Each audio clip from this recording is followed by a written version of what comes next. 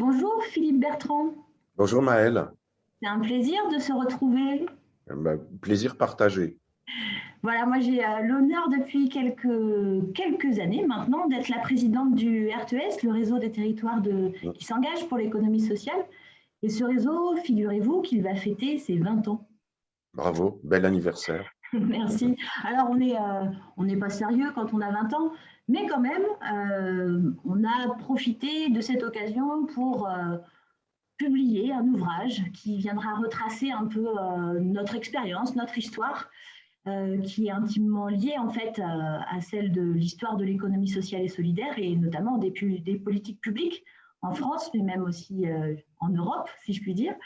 Et l'un des aspects qui ressort un peu fortement derrière cet ouvrage, c'est bien sûr, évidemment, le rôle et la question des territoires dans l'économie sociale et solidaire. Ouais. Territoires qui animent, qui expérimentent, qui ancrent aussi, on va dire, au plus près et avec les habitants, l'économie sociale et solidaire. Voilà, nous, on avait envie de partager avec vous ce regard parce que depuis quelques années, votre émission Carnet de campagne, bah, vous mettez bien sûr les territoires en évidence avec ces multitudes d'initiatives locales qui participent, on va dire, au changement de modèle économiques, sociaux et sociétaux. Et puis vous êtes un peu le colporteur des solutions Mm. d'économie sociale et solidaire à travers la France. Alors on avait envie, pardon, avec vous de prendre un peu de temps, de regarder comment vous percevez l'évolution depuis Mm. ces dernières années de ces nombreuses initiatives et de la grande famille de l'économie sociale et solidaire. Mm. Avec Pour plaisir. Est-ce que, du coup, c'est vrai, excusez-moi, j'ai pas l'habitude de mener un entretien, donc on va se caler petit à petit. Mais en gros, pour vous, est-ce que vous pouvez nous décrire un peu votre ressenti sur les évolutions de cette grande famille de l'ESS?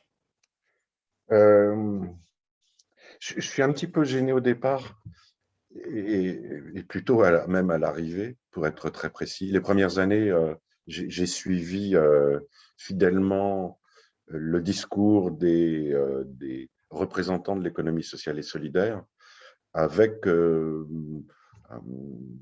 un ensemble de concepts et de constatations aussi qui me semblaient plus que louables sur le nombre d'emplois créés, sur la dynamique, sur les opportunités, se dégager de cette vieille chape de plomb que représente aux yeux de certaines personnes une économie sociale, à savoir une économie de réparation, c'est ce qu'on a toujours dit, etc. etc. Au fur et à mesure, moi, j'ai été obligé d'affiner par mon travail les propositions, puisque je fonctionne uniquement sur les propositions d'auditeurs. Hmm. On a la chance d'en avoir beaucoup. Je vous dis entre parenthèses, vous le gardez dans l'enregistrement ou pas, mais c'est la dernière année que je le fais parce que, Oh! parce que j'ai décidé depuis plusieurs années de passer à l'action. Donc, j'ai créé une association dans ma Bourgogne natale. J'ai une autre association dont je viens de prendre la présidence, charge supplémentaire sur un projet de développement web des initiatives avec un parcours lié à chaque initiative sur ce qui est duplicable, les Hmm. moyens pratiques d'y accéder, etc. Le constat que je fais, ou la constatation que je fais, c'est que d'abord, elle est assez critique à l'égard de l'ESS ou de ceux qui représentent l'ESS. C'est-à-dire qu'en 15 ans, maintenant, j'entame la 16e saison, jamais je n'ai eu quasiment de contact ou de proposition d'une crèche quelconque. Hmm. Je l'ai fait savoir, il y a quelques crèches, la crèche Bretagne, qui est plutôt active, la crèche Rhône-Alpes, maintenant Auvergne-Rhône-Alpes, qui est entrée en relation. Mais je me suis dit, et à quoi bon se dire promoteur d'initiatives relevant d'une économie sociale et solidaire, alors que les promoteurs eux-mêmes officiels n'en tiennent pas compte, ou en tout cas, ils en tiennent compte, mais sans entrer directement en relation. Je me dis, c'est logique, vous avez, même si ça dure un quart d'heure, vous avez un tremplin de promotion et d'expression tous les jours, il y a 1,5 million d'auditeurs. Je vous ouvre les portes, venez. mais donnez-moi aussi des éléments. Je vous avoue que j'en ai quasiment jamais eu. Je suis un petit peu critique là-dessus. Et au fur et à mesure des années, en affinant les propositions qui me parvenaient, d'abord, j'ai voulu éviter la répétition parce que je pouvais me lasser avec de 450 sujets par saison. Et puis, au fur et à mesure, en m'ouvrant et en sélectionnant ou en affinant les sujets, je me suis dit, il y a d'innombrables initiatives et d'innombrables activités qui prennent corps sans pour autant afficher ESS. Finalement, beaucoup de personnes, beaucoup plus de personnes qu'on imagine, font de l'ESS sans le savoir ou en tout cas sans le déclarer. Et c'est là où ça m'intéresse. C'est là où il y a un danger que les observateurs de l'ESS soulignent aussi en disant « Attention, on va déborder de notre secteur, on va être annexé, on va avoir des groupements qui vont se créer avec des filiales qui ne vont plus respecter l'ordre normalement et le cahier des charges d'une économie sociale et solidaire. » Ça, c'est effectivement le risque. Mais au-delà de ça, combien de personnes agissent sans pour autant dire oui, on est une coopérative, mais on ne s'engage pas. Alors, on peut avoir un label, on peut être une entreprise labellisée ESUS, etc. On va dire oui, c'est de l'économie sociale ou de l'économie sociale et solidaire, puisqu'il y a toujours des personnes qui différencient les deux. Je ne vois pas à quoi ça sert, on s'en moque d'ailleurs au passage. Dans la réalité, c'est ce que je retiens, c'est que d'abord, l'échelle première est une échelle locale. Elle peut le relever en territoire, en superficie d'une commune, d'une communauté de communes, d'une agglomération, mais elle reste locale. Alors, en parallèle, il y a des aides ou des réactions positives des départements, des régions ou de l'État sur certaines dispositions et certains dispositifs. Mais pour moi, c'est toujours l'échelle locale. Alors, la grande question de l'ESS, c'est de dire, c'est vachement bien ce qui se passe, c'est formidable, sauf qu'on ne s'y retrouve pas, parce que c'est multiforme, c'est saupoudré. Comment rassembler ça? C'est impossible, je peux vous l'assurer, c'est quasi impossible. Mais le problème n'est même plus celui-là. C'est, comment conforter les emplois qui sont créés, les consolider, pas tenir simplement sur du précaire et du provisoire. Et deux, les lignes de force peuvent être transposées, c'est ce que vous faites avec le RTES, peuvent être transposées. Si vous avez un adhérent communauté de communes, qui va dire c'est vachement bien. Nous aussi, on a appliqué certains services sous le mode d'une économie sociale et solidaire. Le dispositif marche bien. Voici la règle, c'est toujours la même histoire, c'est la méthodologie. La règle à suivre. Si cette règle, vous parvenez à la transposer dans votre territoire, il n'y a aucun souci pour que ça ne fonctionne pas non plus. Enfin, donc, servez-vous. Et je trouve ça très bien. Et c'est la première démarche qu'il faut avoir. Le souci, c'est, depuis les dernières années, c'est le changement d'échelle. Je prends tout le vocabulaire. Changer d'échelle. OK. Moi, ce qui m'intéresse, c'est on fait quoi, un changement d'échelle? C'est pour partir d'une activité et la développer pour qu'elle ait une sorte de monopole étendu, ou alors c'est de dire, moi, mon secteur d'activité me suffit sur mon territoire, mais bienvenue les bonnes volontés qui veulent utiliser le même schéma, ce que je viens de dire, le même schéma chez elles. Pour moi, ce n'est pas un changement d'échelle, c'est une intelligence partagée commune. Voilà. Je trouve que c'est ça l'essentiel. Partons de cette base-là. Plus les mouvements de duplication et de partage seront nombreux, plus l'économie sociale et solidaire, ou en tout cas ce qui s'en rapporte, prendra de la force. Un forum sur l'économie sociale et solidaire, c'est très bien.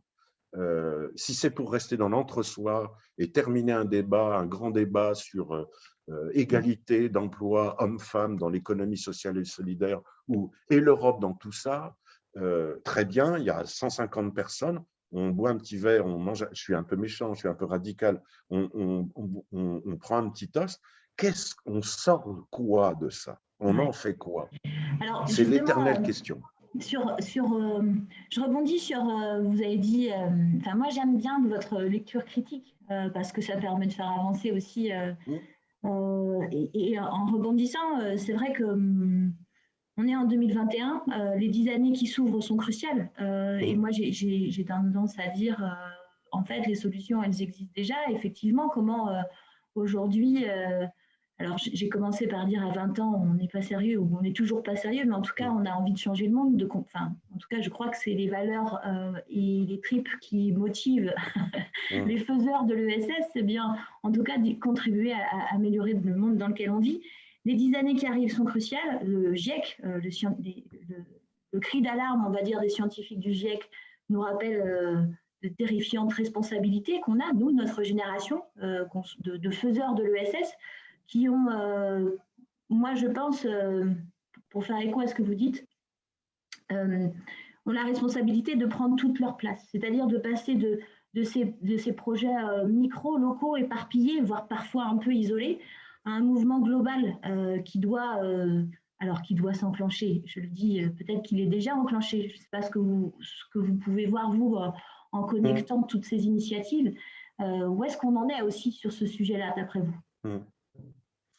D'abord, moi, j'ai fait aussi une constatation, c'est que depuis quelques années, c'est assez récent, on va dire à la louche, depuis 5 ou 6 ans, ce qui était du ressort de coopératives d'activité d'emploi, d'ateliers d'insertion, enfin toutes les structures de l'insertion, des associations, étaient plutôt cheveux gris ou cheveux blancs. J'ai les cheveux blancs aussi, donc je parle en connaissance de cause. Aujourd'hui, donc depuis 5 ou 6 ans, il y a un mouvement de fond qui relève d'une nouvelle génération. C'est des 25-30 ans qui sont passés par la case formation, études poussées, bac+3, bac+5, qui ont fait l'épreuve parfois de l'entreprise traditionnelle et qui ont réfléchi sur leur sort. Ils sont alertés, ces générations sont alertées et pour vos 20 ans, quand on a 20 ans aujourd'hui, on reçoit des sources d'informations de toutes parts. Alors, il y a tout et n'importe quoi. Il y a quand même une réalité, c'est qu'on reçoit des informations et on prend encore plus rapidement conscience des enjeux d'avenir, réchauffement climatique, dépenses énergétiques, et puis surtout, travailler et vivre en donnant du sens à ce que l'on fait. Et le discours que j'entends de plus en plus, c'est il y a le projet professionnel, mais le projet professionnel est toujours adossé à un projet personnel de vie. L'un ne va pas sans l'autre.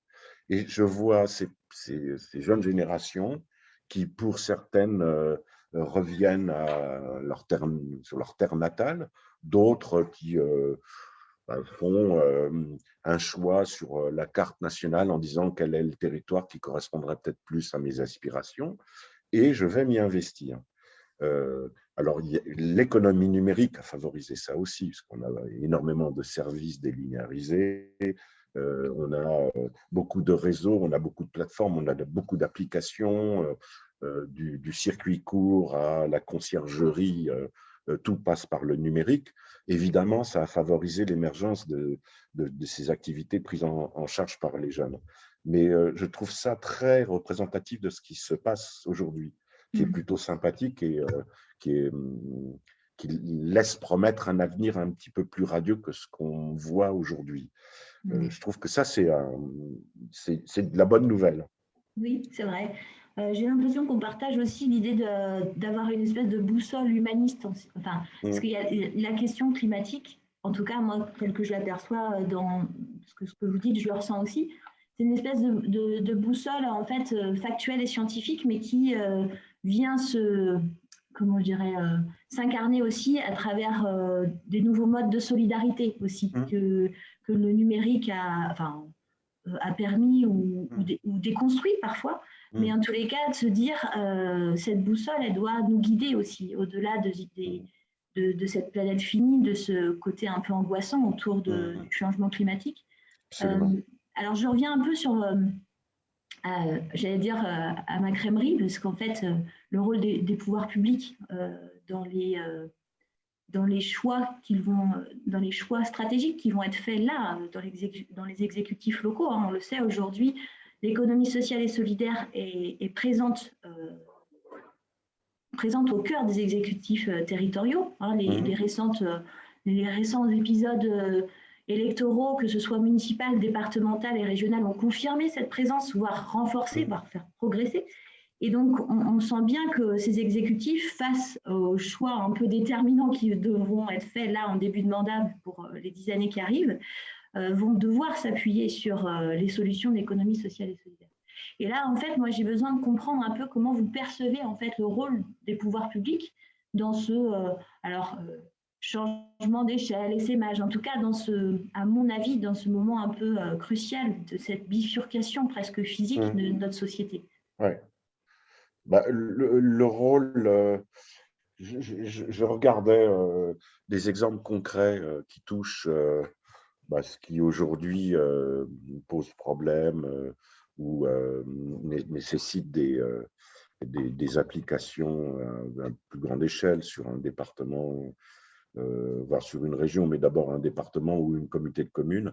C'est l'alimentation, c'est la mobilité, c'est les énergies vertes, c'est le soutien à de nouvelles formations, c'est le mentorat, ce sont les ressources naturelles. Je prends l'exemple, parce que je l'ai eu récemment, je me suis fait comme ça quelques fiches, qui était par exemple en Provence. C'est une démarche un peu pionnière, ça date de 1991, ça a été soutenu par la région et par le département du Var. C'est la création d'une maison régionale de l'eau. Aujourd'hui, il y a 17 salariés, on fait de la formation et surtout, on a déjà largement anticipé sur le réchauffement climatique et sur les désordres liés à ces changements sur le fonctionnement des réseaux hydrauliques, sur aussi, là on est dans un secteur méditerranéen, donc aussi qualité de l'eau, relation entre le réseau hydraulique et la Méditerranée. Et on voit l'importance de cette initiative aujourd'hui sur la gestion de ce patrimoine aquatique. Alors, c'est pas uniquement hydraulique, c'est aussi ça relève de la faune, de la flore, ça relève de la régulation des cours d'eau avec ce qu'on a connu comme catastrophe récemment. Ça veut dire gestion des forêts, ça veut dire gestion de la terre aussi, d'une autre agriculture qui va prendre en compte les réserves d'eau naturelles, les zones humides, à consolider, à conforter pour éviter d'avoir les crues, les inondations qui ravagent complètement la biodiversité et l'environnement. Ça, c'est un exemple. Il y en a un autre que je trouve vraiment bien, c'est, je ne sais pas si vous le connaissez, c'est la ceinture verte, qui a été soutenue avec un véritable engagement de l'agglomération de Pau, au pays de Béarn. L'idée était d'acheter du terrain et de proposer clé en main à des maraîchers de s'installer. Alors, ce sont des parcelles qui ne sont pas ridicules, 5 hectares, avec un contrat sur 18 ans d'installation, moyennant une participation mensuelle qui va évoluer en fonction du chiffre d'affaires. La garantie, 1, on crée de l'emploi, 2, on assure une alimentation de proximité et surveillée de qualité. Du coup, la ceinture verte est en train de propager à Limoges le même concept avec les comités de communes, avec les départements, avec les communes qui s'engagent, et ça prend une véritable forme. Ça, c'est un souci tellement quotidien aujourd'hui que de plus en plus d'institutions et de collectivités prennent ça en main. Il était une époque où on attendait plus que l'initiative naisse d'habitants de citoyens, on dit, avant de dire on va vous soutenir et on va vous aider à développer votre activité. Aujourd'hui, on voit le phénomène s'inverser un tout petit peu, enfin un tout petit peu de plus en plus, à savoir une prise en charge directe par les collectivités. Ça, c'est aussi une grande nouveauté, je pense. Et je crois qu'on va aussi entrer dans un épisode un peu de stabilité, en fait, dans les relations entre... alors là, je parle peut-être plutôt de l'échelon local, municipal, départemental et régional. parce que, comme je l'ai dit, l'ESS rentre dans les exécutifs, mais presque au cœur des exécutifs, dans certains, carrément au cœur, dans certains territoires, il y a une maturité aussi, j'allais dire, de tous les acteurs et des projets qui font que on rentre dans le temps long. Et c'est là où je vous rejoins sur les exemples que vous portez, enfin, que vous venez de présenter, c'est que ces transformations, on n'est plus dans une phase de transition ou d'expérimentation, mais bien dans une phase de transformation où même les pouvoirs publics se posent la question d'une certaine forme de renouvellement de la gouvernance territoriale en disant, en fait, sur un projet de territoire ancré comme celui-ci, comment on passe du partenariat avec des subventions directes assez classiques, entre guillemets, nécessaires mais classiques, avec la mise à disposition de foncier, en entrant aller vers une coopération. Et alors là, c'est bouleversant pour un élu de se mettre, on va dire, autour de la table avec autant de voix et de pouvoir, on va dire, que le partenaire qui travaille sur ce projet. Vous connaissez bien le réseau le RTES, le réseau des territoires qui s'engagent pour une économie sociale, via votre émission, bien entendu, mais aussi on a parfois croisé nos chemins lors de débats ou de journées d'échange. Je serais intéressée de savoir quel regard vous portez sur notre réseau et puis, d'après vous, quel rôle il joue dans tout ça, quoi. Il est, ça fait très, très poli, mais il est essentiel. Alors, je vais vous dire pourquoi. Et puis après, je vais vous dire, peut-être pas ce qui manque, mais faire aussi une constatation.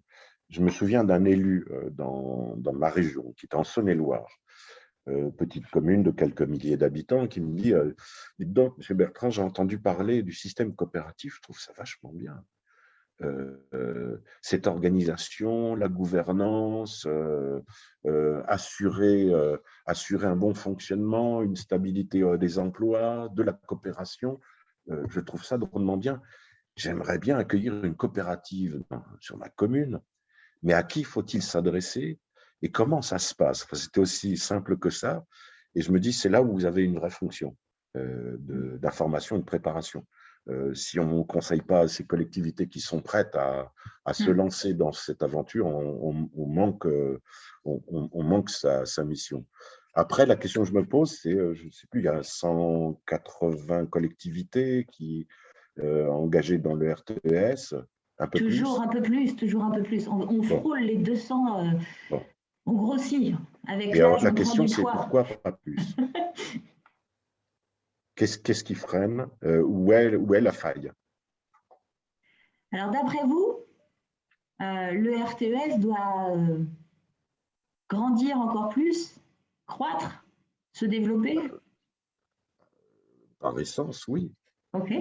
Je dis ça avec malice parce que finalement, si on projette le RTES dans 20 ans, est-ce que ce qu'on pourrait souhaiter en fait à ce réseau, c'est finalement de ne plus exister, de ne plus avoir à exister? Absolument. Et c'est vrai que c'est drôle pour une présidente de dire je programme la mort du RTES dans 20 ans, mais j'espère même peut-être avant que ce réseau… Mais j'espère. Et Maëlle, la même chose pour le SS. Vivement qu'on ne dise plus ESS, vivement que ça soit fini cette histoire. Parce que là, on tourne autour du pot et on ne s'en sort pas. Le RTES aura bien vécu et il aura prouvé au moment effectivement de sa dissolution, disparition, qu'il a fait l'œuvre qu'il devait faire et qu'aujourd'hui, c'est dans les gènes et c'est dans les tuyaux et ça fonctionne. Le problème, alors c'est souvent, parce que j'ai eu une discussion récente et un enregistrement avec Thierry Jantet, qui continue à défendre évidemment l'ESS, mais qui a un regard assez critique aussi sur le retard que l'ESS a pris dans sa propre promotion. Et peut-être n'a pas choisi le bon miroir ou le bon réflecteur, je ne sais pas. Et le premier fait, dit-il, c'est que les jeunes méconnaissent encore énormément l'ESS. Mais je vous donnais l'exemple je reviens toujours sur cette appellation. Je sais que ça casse les pieds parce que, en fait, on revient un peu au départ. mais le nom est mal choisi, les gens ne comprennent pas ce que ça signifie. Quand mon élu dit « je suis intéressé par la création d'une coopérative sur ma commune », il ne pense pas économie sociale et solidaire, indirectement bien sûr. Mais vous voyez, on est toujours bloqué par ça. Moi, j'aimais bien Philippe Frémaux avec les alternatives économiques, qui, chez moi à Dijon, faisait ses journées de l'économie autrement. C'était déjà une manière de présenter une nouvelle bannière qui n'était plus celle d'une économie que certains peuvent considérer comme secondaire ou trop alternative. Elle est plus alternative, elle est alternative dans la méthode et les propositions, mais elle est plus alternative dans le sens où elle est mineure, elle joue un rôle mineur dans une économie nationale. C'est de plus en plus faux, on le sait. Donc, voilà, c'est la question que j'ai posée à Jeantet. Et Thierry Jeantet dit oui, effectivement, l'économie sociale et solidaire n'a pas su communiquer ou employer à temps ou anticiper sur les outils de communication. Est-ce que le RTS ne subit pas ça aussi? Mais je connais toute la difficulté, le panier que représentent les collectivités locales, territoriales, l'information, toucher les bons services, aller sur place si vous n'allez pas sur place et manquer, etc. etc. C'est un travail sans fin. Je le sais pertinemment, mais il va falloir que ça se développe. Alors, notre livre va mettre aussi en avant en fait, l'histoire du RTS à travers, on essaie de faire quelque chose d'un peu sensible, un peu dans la dentelle, c'est-à-dire qu'on on va aussi parler des hommes et des femmes qui ont participé et qui participent encore d'ailleurs, à l'aventure, en tout cas au projet collectif qu'est le réseau du RTES. Moi, en fait, dans ce réseau, je trouve beaucoup d'humanité. J'entends beaucoup d'élus aussi qui viennent chercher une espèce de convivialité, c'est-à-dire de se retrouver moins isolés, moins seuls et de venir puiser une ressource à travers la rencontre pour se remettre en énergie quand on retourne, entre guillemets, au retour du territoire. Enfin, est-ce que vous avez en tête des événements, des formations, des rencontres auxquelles vous avez participé avec le RTES qui ont été des moments ou des anecdotes ou une expérience humaine qui vous a marqué? Alors là, c'est plus une micro-coupure, mais c'était je suis désolé, j'ai entendu le début de votre question et pas la suite. Eh ben, en fait, je vous demandais si dans les événements, les formations, les rencontres ou les débats qu'on a eus ensemble au RTES, auxquels vous avez pu participer, vous avez eu un moment un peu fort, une anecdote ou une expérience humaine que vous avez envie de nous partager? Alors là, vous m'en demandez beaucoup parce que… Ouais. Non, mais je suis désolé, mais je vais botter en touche parce que j'ai eu les dernières années beaucoup de rencontres et j'ai pas un souvenir très, très précis. Donc, je suis désolé. Il n'y a pas de problème. Il n'y a pas de souci. En fait, je trouve qu'on peut élargir le propos au-delà du RTES. Quand vous parlez de Frémaux, par exemple, de Monsieur Frémaux, j'ai envie de dire, je trouve que voilà, c'est quelque chose qui, moi, en tout cas, m'intéresse et me cause aussi, parce qu'on sent à travers ces dernières années qu'il y a un certain nombre de femmes et d'hommes qui ont marqué un peu le paysage de l'ESS. Alors, vous parliez de Thierry Jeantet. Thierry Jeantet ou l'élu local, en fait. Moi, c'est ça que je trouve intéressant dans notre réseau, c'est qu'à la fois, par exemple, aujourd'hui, il y a des maires de toutes petites communes avec qui moi, je suis élue dans une métropole, avec qui je discute et j'échange. Et en fait, on sent bien là l'intérêt. En fait, on incarne quelque part à travers nos échanges une espèce d'alliance ou de coopération de territoire qui est absolument nécessaire dans un moment où nos sociétés ont une tentation, enfin en tout cas sont en tension, et on a la tentation de caricature et d'entre-soi ou de se refermer. Et les exemples que vous preniez sur Pau ou autres montrent que dans ces réseaux nationaux, qui peuvent être effectivement une série de grands discours et de cocktails à la fin, mais heureusement, le RTS, c'est pas que ça, c'est de la formation, c'est des Non, mais journées j'ai pas d'échange. dit le RTS, hein. Ouais, Je mais... parlais du forum et du forum national de l'ESS, et entre donc, autres. du coup, c'est des moments, en fait, où les élus, au-delà d'incarner, peuvent aussi se dire, se retrouver, et des gros élus comme moi, là, de métropole, où en fait, on a l'impression qu'on est hyper puissant, mais il y a une force d'inertie qui est vraiment impressionnante. Mais une fois qu'on y va avec puissance, on va dire. Et puis, les élus des plus petites communes qui se sentent souvent un peu isolés et qui ne savent pas vraiment par quel bout prendre l'histoire, en fait, se rendent compte de l'aspect précieux aussi. Enfin, ils sont extrêmement précieux parce qu'ils ont une échelle qui est hyper adaptable, enfin, qui peut s'adapter, voilà, qui est super fragile aussi, de fait. Et là, on se rend compte aussi qu'on est au cœur, ce que je disais, d'un projet de société un peu différent, aujourd'hui en tout cas, de ce qui est proposé dans le mainstream, dans le boulevard.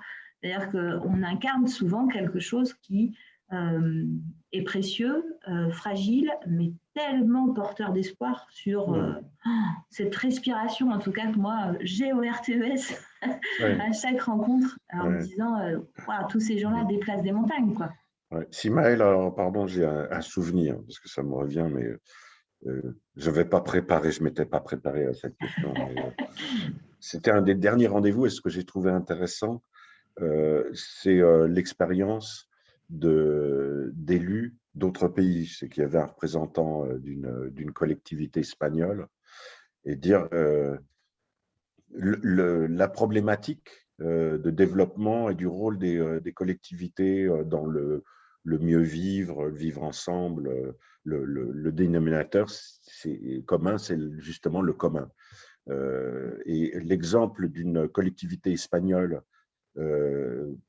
qui apporte son expérience fait savoir que nous ne sommes pas les seuls à partager les mêmes enjeux ou les mêmes envies, et que le sujet n'est pas franco-français. Je fais de l'anti-Zemmour en disant ça, mais le problème n'est pas franco-français. Et on a déjà des exemples. Alors, les exemples des coopératives espagnoles, évidemment, sont là carrément exemplaires. Mais quand on a l'expérience d'une collectivité qui vient témoigner aujourd'hui de son organisation, de la relation avec l'habitant, de la citoyenneté, de la démocratie, des réseaux de circulation, des réseaux de consommation, on a beaucoup à apprendre aussi des autres. Et j'ai trouvé ce moment fort. Voilà, je trouvais ça important. Ok, moi c'est vrai qu'à chaque fois les Québécois aussi me font des nœuds au cerveau, à chaque fois que je les rencontre, on se dit ouais, qu'effectivement il y a au-delà des aspects, enfin moi ce que je trouve enrichissant et passionnant, c'est-à-dire que l'autre et sa différence, justement, te permet de prendre du recul et de te projeter sur toi, qu'est-ce que tu fais et quelle cohérence on a ensemble. Et c'est vrai que généralement, nos collègues québécois, nos collègues sud-américains, quand ils arrivent et qu'ils posent les actes et la manière dont ils arrivent à politiser aussi l'économie sociale dans leur pays, me rend toujours, enfin voilà, me donne toujours beaucoup d'espoir et me donne beaucoup d'énergie renouvelable sur ce sujet-là. Alors, ce qui est intéressant, je ne sais pas quelle relation le RTS entretient avec les régions, mais moi au départ, je faisais partie des personnes qui redoutaient la fusion des anciennes régions. Exemple, l'Occitanie, 13 départements. Exemple, l'Aquitaine, je crois que c'est 12 départements. On dit à chaque fois c'est grand comme l'Autriche, avec autant d'habitants. Donc c'est quasiment un pays dans un pays. Je vois le résultat. D'ailleurs, au passage, Carole Delga m'épate à chaque fois en Occitanie. Ancienne secrétaire d'État à l'économie sociale et solidaire au passage. réélu haut la main. Bon, bah, tant mieux. Je vois la région Nouvelle-Aquitaine, je me dis, mais c'est pas possible, ça va pas fonctionner.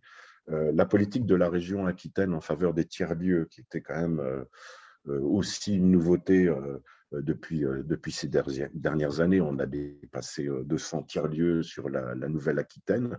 Et ça, il y a une volonté politique. À chaque fois qu'on dit volonté politique, certains vont l'entendre comme intéressé. On peut avoir une volonté politique sans être directement et personnellement intéressé, évidemment.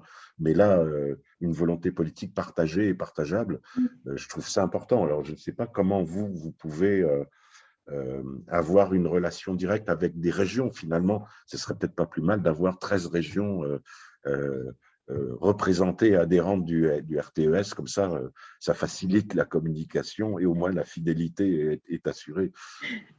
Oui, ouais. Alors, on retient l'appel d'adhésion de région. Oui. Au-delà de la boutade, les deux exemples que vous prenez, ils sont hyper intéressants parce qu'en fait, par exemple, en Nouvelle-Aquitaine, on a contribué, nous, le RTES, avec les élus de communes, de PCI, des métropoles, des départements et de la région. Il y a eu une impulsion, en fait, au moment du Covid, où on a eu un réseau qui a écrit, en fait, à la secrétaire d'État à l'ESS en disant mais il faut absolument inscrire l'économie sociale et solidaire dans le post-Covid et la relance.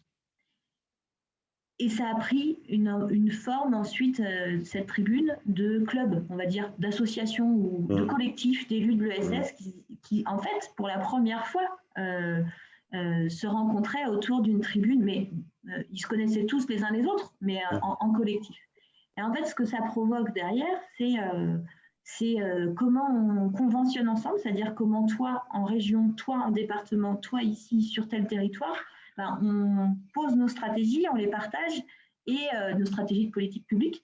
Et puis, on fait monter en puissance ici, à tel endroit, en complémentarité. Voilà. Et là, on sent vraiment qu'on arrive à tous les échelons à une cohérence en fait de stratégie et à un projet de territoire. Avec des ambitions, alors comme vous dites, volonté politique, ambition, machin, mais qui ne sont finalement pas, enfin, de mon point de vue, de ce que je connais, qui ne sont pas de l'affichage ou uniquement de l'affichage, parce qu'en fait, elles sont incarnées par des acteurs d'abord, des faiseurs, ceux qui portent les initiatives et qui les font vivre, et puis elles sont appuyées, autant faire se peut, par des politiques identifiées sur les différents échelons. Et là, on passe effectivement, là, on voit qu'une grande région comme la Nouvelle-Aquitaine peut déployer une puissance d'action extraordinaire, quoi. Oui, absolument. Après, je souligne aussi que entre l'Occitanie, enfin, comment dire ça de manière politiquement correcte? Je ne sais pas. Mais en tout cas, c'est pas équilibré de cette façon partout sur le territoire national. Et donc, on revient sur la volonté politique. On revient aussi sur les planètes qui s'alignent par circonstance, on va le dire. Le Covid a aussi permis de mettre en lumière certaines choses. Et on revient aussi sur la capacité à certains territoires à être dans la coopération. Mais par l'histoire. Par l'histoire, par l'héritage, on va dire, qui nous dépasse, nous, par notre génération. Ouais. Je regarde, je prends l'exemple, pardon de revenir à chaque fois sur mon petit territoire, mais ma grande communauté de communes du pays châtillonnais, donc comme vous le savez, donc 1900 km², 107 communes, 21 000 habitants, autrement dit, on communique de loin, il faut une grosse paire de jumelles. Pendant très longtemps et encore aujourd'hui, mais ça s'améliore. C'est là où c'est intéressant parce que le changement est en train de poindre. Pendant 40 ans, ça a été une même politique, je ne donnerai pas la couleur, mais elle est un peu évidente, c'est le développement économique d'un territoire, c'est l'accueil de nouvelles entreprises. Je leur dis, aucune entreprise ne viendra chez vous. Et autrement dit, ne viendra chez nous, puisque c'est aussi mon petit bout de terrain de vie. Et bientôt de travail complet, de projection, etc., et de projet. C'est sortie d'autoroute, 45 minutes. C'est pas de haut débit ou de fibre optique. C'est des infrastructures absolument nulles. Le seul intérêt, c'est des taxes moindres et un foncier très accessible. Un entrepreneur ne va pas venir au nom d'un foncier accessible s'installer, déménager son entreprise pour s'installer là. Je dis, mais vous faites erreur. Et l'erreur, c'est de ne pas voir que vous avez autour de vous tout le potentiel. Votre rôle, c'est un rôle de médiation. C'est-à-dire que vous tentez, si possible, de voir quels sont les besoins en attente, qui ne trouvent pas de réponse jusqu'à présent, et quelles sont les réponses potentielles de proximité d'entrepreneurs, d'artisans, de commerçants, d'architectes et tous les métiers possibles et imaginables qui vont répondre à ces besoins. Et c'est à vous de mettre en relation ces personnes-là, de façon à ce qu'il y ait une tâche commune qui répondra aux besoins d'une population. Déjà, c'est de garantir un travail, c'est déjà d'évaluer son efficacité, mais c'est votre premier rôle. Ça commence à être entendu. Mais je vous donne cet exemple qui est caricatural, mais je pense que mon pays n'est pas le seul à fonctionner encore avec ces vieilles catégories économiques. Le changement est en train de naître. Alors, on le voit plus auprès d'agglomérations qui ont une force de frappe plus importante, pire les métropoles. Mais les communes rurales, c'est la même chose. Je vous prends l'exemple que je trouve génial. Je ne sais pas si vous avez entendu parler de Tramail. Tramail va ouvrir normalement la rentrée l'année prochaine, 2022. Tramail, je vous dis, c'est un institut en Saône-et-Loire qui est dans une commune d'1 millier d'habitants qui va former des étudiants à entreprendre en milieu rural. Il y a une incubation, France Active a participé au montage de cet institut. Je trouve qu'encore cet exemple-là, au sein d'une petite collectivité, est très symptomatique c'est pas le changement d'échelle, là, c'est le changement d'orientation. C'est une nouvelle visée des choses. Et on ne la voit plus dans une grande sphère économique cliché, paralysante, stéréotypée, mais on juge sur une efficacité de terrain. Et je trouve que c'est vraiment une grande nouveauté, ça aussi. Moi, c'est ce que je qualifie de transformation. Ouais, en fait, on est en train de transformer. Enfin, moi, ce que je trouve intéressant dans ce que porte Tramail ou d'autres, c'est on pose plus une intention, on n'est pas dans l'expérimentation, dans une espèce de transition entre un point A et un point B. Oui. Non, on transforme les choses, c'est-à-dire qu'on met ça déjà en finalité dans l'amont du projet. Et ça, c'est enthousiasmant, je trouve, parce que on revient à l'ADN ou aux valeurs de l'économie sociale et solidaire, celle de changer le monde, tout simplement, humblement, mais en tout cas de le transformer parce que celui dans lequel on vit n'est pas juste, etc., enfin, ne nous satisfait pas. Voilà, je vois l'heure qui tourne, donc je vais me permettre de vous poser une dernière question, un peu sous la forme d'une prospective. En fait, nous, on va finir l'ouvrage en donnant la parole à des jeunes de 20 ans, enfin des filles, des hommes, des femmes de 20 ans, et en ayant un petit peu cette trame de discussion qu'on peut avoir ensemble, et de voir quelle vision ils ont de l'économie sociale, des territoires, etc. Et on va voir ce que ça donne. J'avoue que je suis assez curieuse. Je pense que ça va être un peu rigolo. Parce que comme vous l'avez dit à plusieurs reprises, je ne suis pas sûre que tout le monde sache exactement ce que c'est l'économie sociale et quelle intention ils mettent derrière ça. Enfin, ça va être intéressant de regarder. Vous voyez, vous dites vous-même, excusez-moi, mais vous dites vous-même économie sociale. Oui. Vous ne dites pas économie sociale et solidaire. Et finalement, moi, ce qui m'importe le plus, c'est le solidaire. Oui. Hop, dans le nom. Mon bureau est en train de bouger. Et en fait, moi, c'est ça qui m'embête dans le RTES, c'est que en fait, l'histoire fait qu'on s'appelle RTES, donc économie sociale, et qu'on n'a jamais ajouté solidaire. Et que ouais. moi, humblement, je gère l'héritage aussi du RTES, et qu'il me semblait un peu compliqué d'arriver en disant, bon, allez, on change le nom, on rajoute un S, et du coup, de relancer le débat de la définition et qui est plus Eh pur oui, de machin mais et qui fait le mieux que truc. Donc, on fait avec, mais effectivement, moi, ce que je préfère dans économie sociale, c'est plutôt solidaire. Mais bref, je voulais juste donc vous inviter à me dire comment vous voyez l'économie sociale et solidaire dans 20 ans.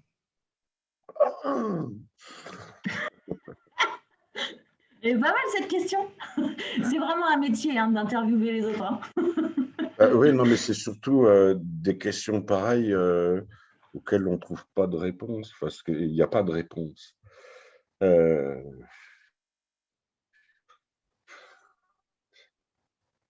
Sous quel gouvernement, avec quel ministre?